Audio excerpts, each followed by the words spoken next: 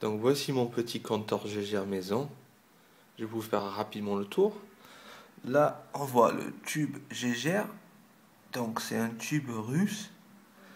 Là, son alimentation, c'est à base de 555. C'est lui qui va générer quelques 400-450 volts pour alimenter le tube. À côté, on voit le pic.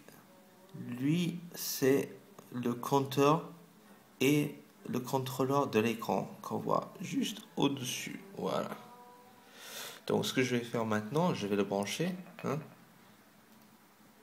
Si j'arrive à trouver le fil. Hop.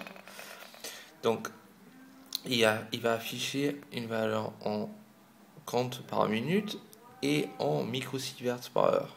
Voilà. Donc là, il commence à comptabiliser. Il faut attendre une minute que la valeur se stabilise. Après une minute, la valeur se stabilise autour de 20 à 25 comptes par minute. Et cela provient essentiellement des rayons gamma qui sont émis par le soleil.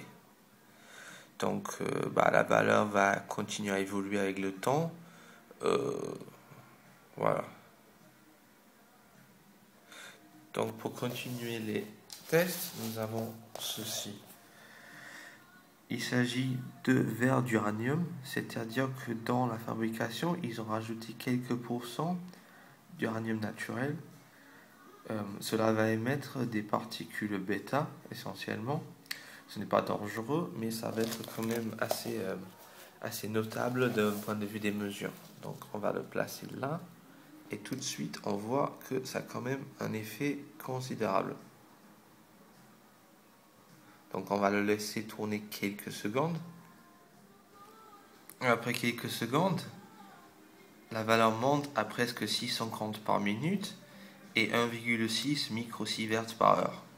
Cela paraît assez impressionnant, mais il faut savoir que la limite légale, c'est à peu près 6 microsieverts par heure sur toute une année. Donc même avec ces pastilles collées à la peau, en fait, ce n'est absolument pas dangereux.